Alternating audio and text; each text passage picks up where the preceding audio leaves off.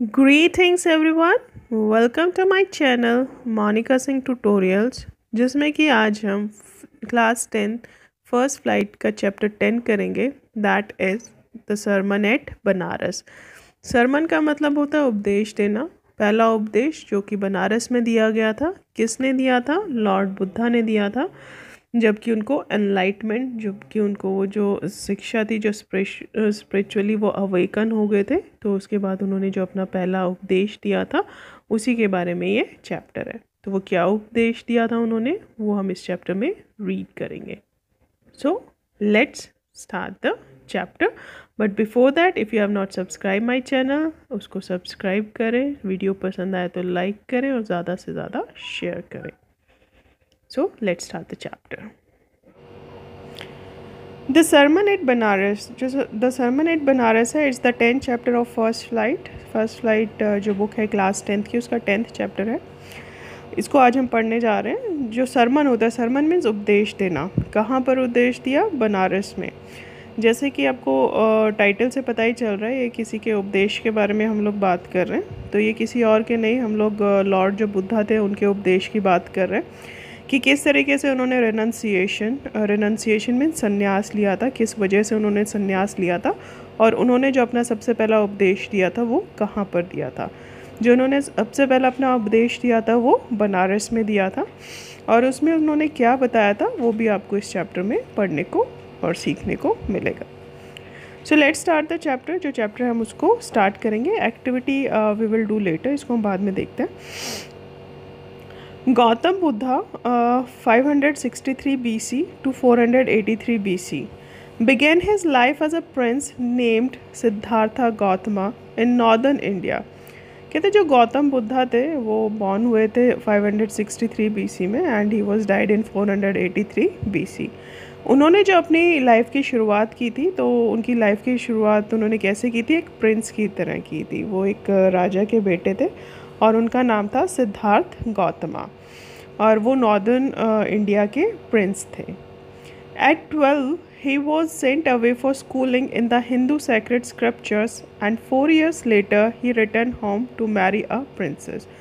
जब वो 12 साल के थे तो उनको स्कूलिंग के लिए, पढ़ाई के लिए, ताकि वो जो हिंदू के सैक्रेड मीन्स जो पवित्र है, स्क्रिप्चर्स में जो हॉली बुक्स होती हैं उनको पढ़ने के लिए भेज दिया गया था।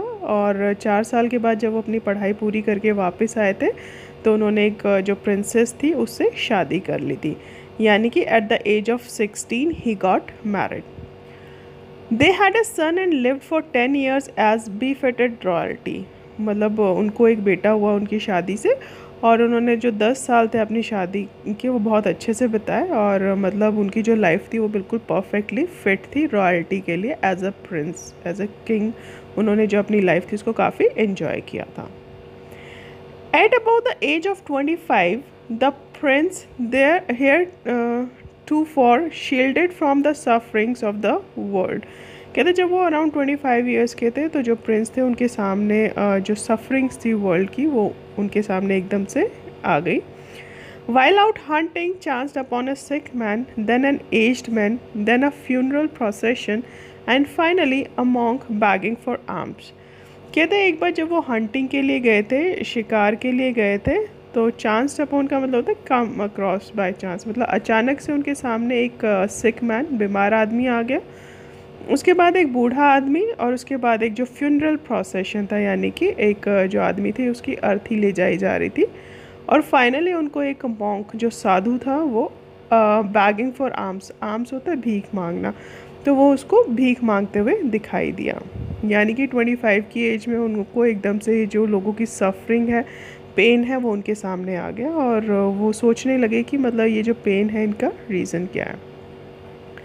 These sights so moved him that he at once went out into the world to seek enlightenment concerning the sorrows he had witnessed. कहते कि ये जो दृश्य था, कौन सा दृश्य कि जो एक पहले बीमार आदमी उनके सामने आया, फिर एक बूढ़ा आदमी, और उसके बाद जो एक अर्थी ले जा रहे थे लोग, और उसके बाद उन्होंने एक साधु को भीख मांगते हुए देखा था। तो ये जो नज़ारा था उसकी वजह से वो बहुत अंदर से हिल गए थे, और वो मतलब उसी टाइम अपना जो घर था उसको छोड़कर दुनिया में चले गए, ताकि वो एनलाइटमेंट। एनलाइटमेंट मीन्स ताकि उनको वो जो शिक्षा है वो प्राप्त हो सके, जिससे कि उनको ये पता चल सके कि मतलब जो भी सॉरोज, जो भी उन्होंने दुख देखे हैं उनका रीज़न क्या है। विटनेस मीन्स देखना, उनका रीज़न क्या है।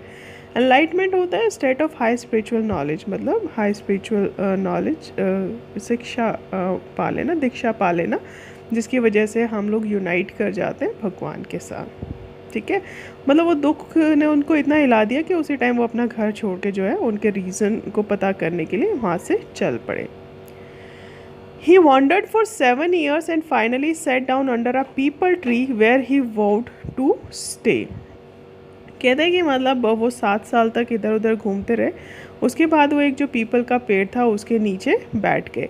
Where he vowed to stay, vowed होता है शपथ लेना, जहाँ पर कि उन्होंने शपथ ले ली कि वो वहीं पर रहेंगे अनटिल एनलाइटमेंट के, मतलब उन्होंने शपथ ले ली कि वो वहाँ पर जब तक बैठे रहेंगे तब तक कि उनको वो जो दीक्षा है, वो शिक्षा है, वो प्राप्त नहीं हो जाती।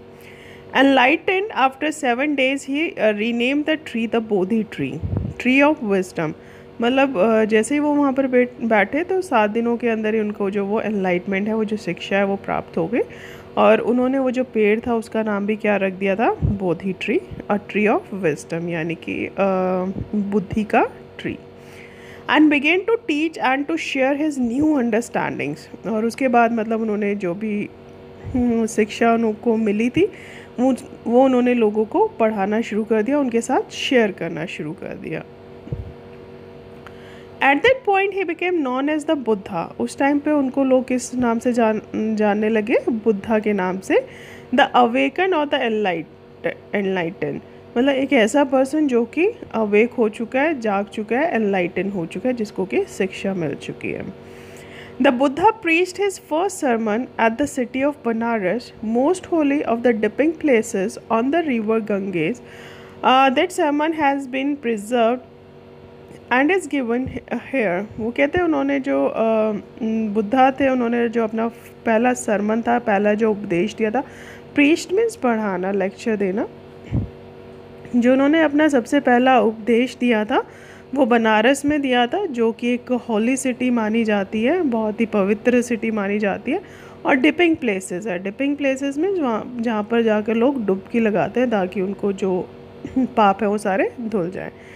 और रिवर गंगा में, तो बहुत ही होली और बहुत ही पवित्र जगह थी बनारस, जहाँ पे उन्होंने अपना जो पहला उपदेश था वो दिया था। That sermon has been preserved and is given here. और वो जो सरमन है, वो जो उपदेश है, आज भी वहाँ पर उन्होंने काफ़ी प्रिजर्व बचा के रखा हुआ है, और वो यहाँ पर इस जो चैप्टर है उसमें दिया भी हुआ है। It reflects the Buddha's wisdom about one inscrutable kind of suffering. Inscrutable means जिसको समझा नहीं जा सकता। ये जो सरमन है उसमें बुद्धा ने जो अपनी विजडम है, अपनी जो इंटेलिजेंस है, उसको एक ऐसी सफरिंग के बारे में रिफ्लेक्ट किया है, ऐसी सफरिंग को शो किया है जिसको कि समझा नहीं जा सकता। ठीक है, तो let's start with the sermon. वो देखते हैं वो सरमन किसके बारे में था और वो क्या था। Kisa Gotami had an only son and he died. जो कीसा गौतमी एक लेडी थी, उसके पास एक ही बेटा था और वो मर गया था। In her grief, she carried the dead child to all her neighbors, asking them for medicine, and the people said, "She has lost her senses. The boy is dead." कहता अपने दुख में, ग्रीफ में, इस दुख में, वो अपने दुख में इतना दुखी हो गई थी कि वो अपनी जो बच्चा था, उसका जो डेड बॉडी था, वो लेकर अपने पड़ोसियों के पास जा रही थी और उनसे पूछ रही थी कि क्या उनके पास कोई दवाई है उसको ठीक करने के लिए। और जो लोग थे वो सोच रहे थे कि she has lost all her senses, कि उसको इतना दुख हुआ है कि वो अपनी सारा सेंसेस ही खो बैठी है, वो मतलब वो पागल हो गए। द बॉय इज़ डेड, क्योंकि जो वो बॉय था वो मर चुका था। बॉय, उसका बेटा मर चुका था, लेकिन जो कीसा गौतमी थी वो उसको एक्सेप्ट नहीं करना चाहती थी, इसीलिए वो पड़ोसियों के पास जा रही थी ताकि वो उसकी कुछ दवाई दे सके, उसका बेटा ठीक हो सके। और लोग ये समझने लगे थे कि वो जो लेडी है वो बिल्कुल पागल हो गई है।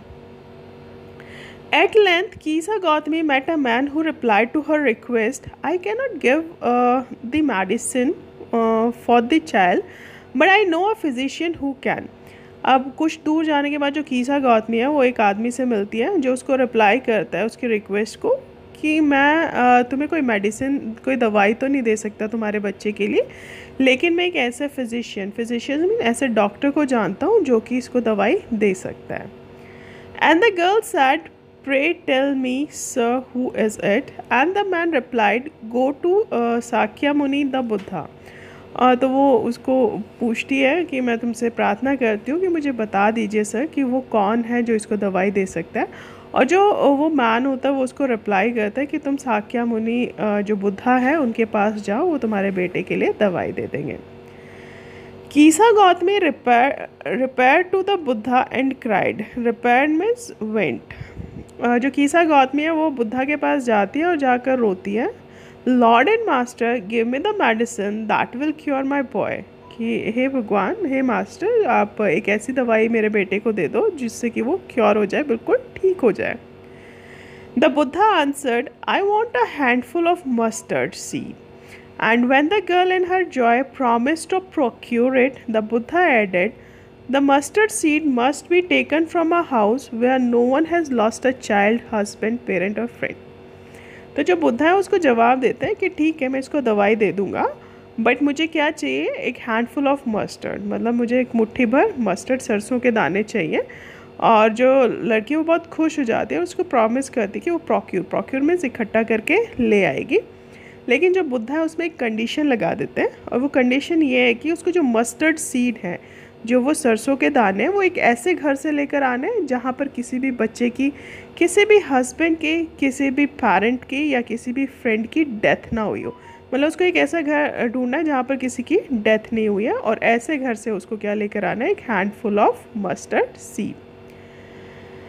Poor Kisa Gautami now went from house to house, and the people pitied her and said, here is a mustard seed, take it. But when she asked, did a son or daughter, a father or mother die in your family, they answered her, alas, the living are few but the dead are many. जो बेचारी कीसा गौतमी थी, अब वो घर घर जाती है दोबारा फिर से, और जो लोग हैं उनको उसके ऊपर काफ़ी दया आती है, और वो उसको एक हैंडफुल ऑफ मस्टर्ड जो सीड है, सरसों के दाने हैं मुट्ठी भर, वो उसको देते हैं और कहते हैं कि ये ले लो।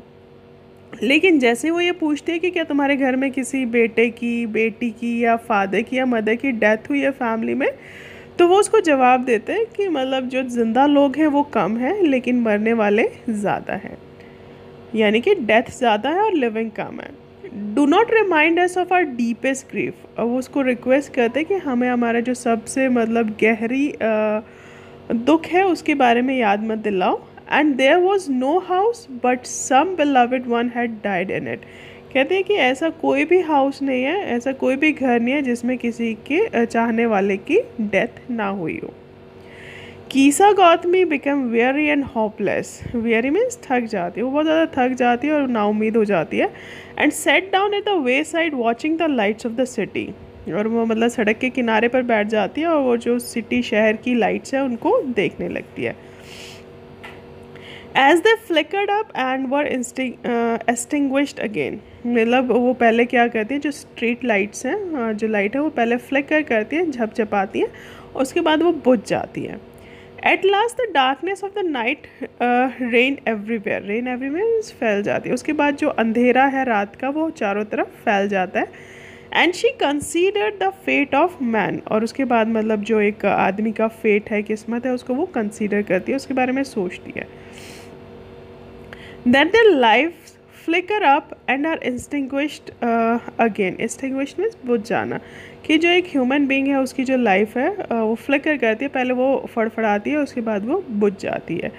As she thought to herself, how selfish am I in my grief, death is common to all, yet in this valley of dissolution there is path that leads him to immortality who has surrendered all selfishness. A valley of dissolution means an area which is filled with deep sorrow. अब वो सोचती है अपने बारे में कि मैं कितनी सेल्फिश हूँ, मैं अपने सैडनेस में, अपने ग्रीफ में, अपने दुख में ये भूल गई कि जो डेथ है, जो मृत्यु है, वो तो कॉमन है सबके लिए, और ये जो लाइफ है, ये जो पाथ है, हमें किसकी तरफ लेकर जाता है, इमॉर्टैलिटी की तरफ लेकर जाता है। इमॉर्टैलिटी मीन्स मॉर्टैलिटी जो ख़त्म हो सकता है, और इमॉर्टैलिटी जिसको ख़त्म नहीं किया जा सकता। कहते हैं एक ऐसा पाथ जो इमॉर्टैलिटी की तरफ लेकर जाता है वो सिर्फ एक ही है कि हम लोग अपनी जो सेल्फिशनेस है उसको क्या कर दें, सरेंडर कर दें, उसको दूसरे के सामने समर्पण कर दें। यानी कि हम जो डेथ है उसको एक्सेप्ट कर लें, और जब हम यूनाइट होते हैं भगवान के साथ तो हम जो स्वार्थी बन जाते हैं अपने रिश्तों को लेकर, जब हम उस स्वार्थ को छोड़ देते हैं तो हम इमॉर्टल हो जाते हैं। तो हम उस स्टेट में आ जाते हैं कि जब हमें कोई भी मार नहीं सकता, या फिर उस स्टेट में हमें कोई भी दुख नहीं होता। तो वो यही कह रही है कि ये जो लाइफ है it is a valley of dissolution, और मतलब दुख से भरी हुई एरिया है, ये दुख से भरा हुआ पाथ है। और अगर हमें इससे बाहर निकलना है तो हमें अपनी जो सेल्फिशनेस है, जो हमारा स्वार्थ है, उसको सरेंडर करना पड़ेगा। The Buddha said the life of mortals in this world is troubled and brief and combined with pain. अब जो बुद्धा है वो कहते हैं कि ये जो लाइफ है मॉर्टल्स की, मॉर्टल्स में जो मरने वाले लोग हैं इस दुनिया में, वो बहुत ही ट्रबल करते हैं, और वो किससे कंबाइन है, वो बहुत दुख से भरा हुआ है। मतलब जो हमारे लव्ड वंस मर जाते हैं उनको लेकर हम बहुत ज़्यादा दुखी हो जाते हैं, और अपनी लाइफ में जो पेन है उसको क्रिएट कर लेते हैं। For there is not any means by which those that have been born can avoid dying. कहते हैं ऐसा कोई भी तरीका नहीं है जिससे कि जो इस दुनिया में पैदा हुआ है वो अपनी जो मृत्यु है उसको अवॉइड कर सके, उससे भाग सके। After reaching old age there is death. जब हम बूढ़े हो जाते हैं तो उसके बाद जो डेथ है वो कॉमन है, वो मतलब होनी ही है। Of such a nature are living beings. कहते हैं यही नेचर है जितने भी लिविंग बींग्स हैं, जितने भी ज़िंदा रहने वाले क्रिएचर्स हैं, उनके यही डेस्टिनी है कि पहले वो ओल्ड होते हैं, उसके बाद वो डेथ उनकी हो जाती है। As ripe fruits are early in danger of falling. जैसे ही मतलब जो एक फ्रूट पक जाता है तो वो पेड़ पे नहीं रुकता, वो क्या करता है, नीचे गिर जाता है। इसी तरीके से जब हम ओल्ड एज में आ जाते हैं तो उसके बाद हम मर जाते हैं। So mortals when born are always in danger of death. So mortal means जो नश्वर है, जो ख़त्म होने वाला है। कहते हैं जैसे ही वो पैदा होते हैं तो उनके ऊपर हमेशा एक खतरा बना रहता है कि उनकी जो डेथ है वो भी आने वाली है। As all earthen vessels made by the potter and is being broken। जैसे कि जितने भी अर्थन में मिट्टी से बनाए हुए जो बर्तन होते हैं, जो कि एक पॉटर बनाता है। कहता है कि जो उसको बनाता है मतलब आखिर में वो जो पॉट होता है, जो मिट्टी से बना हुआ बर्तन है, उसको एक ना एक दिन टूट ही जाना होता है। तो इसी तरीके से जो इंसान है उसको एक ना एक दिन मरना ही होता है। So is the life of mortals. इसी तरीके से जो हमारी ज़िंदगी है वो चलती है। मॉर्टल्स मीन्स जो ख़त्म होने वाले लोग हैं, जो मर जाते हैं। Both young and adult, both those who are fools and those who are wise, all fall into the power of death, all are subject to death. क्या तो कोई फ़र्क नहीं पड़ता कोई यंग है या बूढ़ा है या बेवकूफ़ है या इंटेलिजेंट है। कहते हैं कोई कैसा ही भी हो, जो मतलब पैदा हुआ है उसको एक ना एक दिन मरना ही है। एक ना एक दिन वो जो डेथ की पावर है उसके आगे उसको सरेंडर करना है। All are subject to death means सबको एक ना एक दिन मरना ही है। Of those who overcome by death depart from life, a father cannot save his son nor kinsmen their relations mark, while relatives are looking on and lamenting deeply। कहते हैं कि जो डेथ से बच गए हैं और डिपार्ट फ्रॉम लाइफ मतलब और जो लाइफ से चले गए हैं, यानी कि एक जो पिता है वो अपने बच्चे को बचा नहीं सकता मरने से, और ना ही कोई हमारे रिश्तेदार जो है वो हमें बचा सकते हैं मरने से। ठीक है, मतलब एक ना एक दिन जो डेथ है वो हर किसी के सामने आती है और वो हर किसी को अपने साथ ले जाती है। लेकिन जो हमारे रिश्तेदार होते हैं, जैसे कोई मरता है तो हमारे जो रिश्तेदार होते हैं वो हमेशा क्या करते हैं, लेमेंट करते हैं। लेमेंट मीन्स पछताते हैं, रोते हैं, वो बहुत गहरे दुख में आ जाते हैं। One by one mortals are carried off like an ox that is led to the slaughter. कहते हैं एक एक करके जो मॉर्टल्स हैं, जो डेड पीपल हैं, वो चले जाते हैं। एक एक करके लोग मरते हैं, वो चले जाते हैं। उसी तरीके से जैसे कि जो एक ऑक्स है, ऑक्स मतलब जो बैल है, उसको कोई स्लॉटर से काट देता है, मतलब उसको काट दिया जाता है। एक एक करके जो मीट बनाने वाले लोग होते हैं तो वो एक एक करके उनको काट डालते हैं। तो इसी तरीके से जो डेथ है वो एक एक करके जो मॉर्टल्स हैं वो इंसान है उसको अपने साथ ले जाती है। So the world is afflicted with death and decay. इस तरीके से जो पूरा दुनिया है वो किससे भरी हुई है, सफरिंग से भरी हुई है। और वो सफरिंग कौन सी है, डेथ और डीके। डेथ मीन्स मृत्यु और डीके मीन्स जो चीज़ ख़त्म हो जाती है। Therefore the wise do not grieve knowing the terms of the world। इसीलिए जो वाइज मैन है, जो मतलब समझदार इंसान है, वो कभी भी दुख नहीं करते क्योंकि उनको इस दुनिया की जो टर्म्स हैं उनका पता होता है। Not from weeping nor from grieving will anyone obtain peace of mind। कहते हैं ना ही रोने धोने से ना ही दुख मनाने से किसी को पीस ऑफ माइंड मतलब शांति मिली है। ऑन द कॉन्ट्रेरी, इसके opposite, his pain will be the greater and his body will suffer. यानी कि इसके अपोजिट मतलब जो हमारा दर्द है वो बढ़ता जाता है और जो हमारी बॉडी है उसमें काफ़ी सारी बीमारियां आ जाती हैं, वो सफ़र करना शुरू कर देती हैं। यानी कि जब हम किसी के जाने का दुख मनाते हैं, रोते हैं, पछताते हैं, तो उससे हमारे जो मन की शांति है वो चली जाती है और हमारा जो दर्द है वो और ज़्यादा बढ़ जाता है और जो हमारी बॉडी है वो भी सफ़र करती है, उसमें भी बहुत सारी बीमारियां हो जाती है। He will make himself sick and pale. मतलब ये सब करके रो के अपने आप को दुखी करके वो अपने आप को बीमार कर लेता है और बिल्कुल पीला पड़ जाता है। Yet the dead are not saved by this lamentation. हालांकि जो लोग मर गए हैं उसको बचाया नहीं जा सकता इस पछताने से। मतलब आप कितना भी पछता लो, कितना भी रो लो, कितना भी दुख मना लो, वो जो मर गया वो वापस नहीं आने वाला है। उससे रोने से पछताने से कुछ भी नहीं होना, सिर्फ हम अपने आप को बीमार कर लेते हैं। He who seeks peace should draw out of the error of lamentation and complain and grief। यानी कि जिसको अपने मन की शांति चाहिए उसको वो जो तीर है पछतावे का और कंप्लेंट्स का उसको और दुख का वो जो तीर है हमारे दिल में घुस गया उसको निकालना पड़ेगा, तभी हमें जो पीस ऑफ माइंड वो मिल सकता है। He who has drawn out the arrow and has become composed will obtain peace of mind। एक वो बंदा जिसने उस एरो को निकाल लिया है, उस तीर को निकाल लिया है, सिर्फ वही एक ऐसा इंसान है जो कि अपनी लाइफ में जो पीस है, शांति है, उसको ऑब्टेन कर सकता है, उसको रिटेन कर सकता है, उसको रख सकता है। He who has overcome all sorrow will become free from sorrow and be blessed। कहते हैं एक वो इंसान जो कि हर दुख से बाहर निकल आता है, वो अपने आप को दूर कर लेता है दुख से और हमेशा कैसा रहता है, ब्लेस्ड रहता है, खुश रहता है। So this chapter has been taken from the source of Betty Renshaw, Values and Voices, एक कॉलेज रीडर की जो बुक है वहाँ से इसको लिया गया है।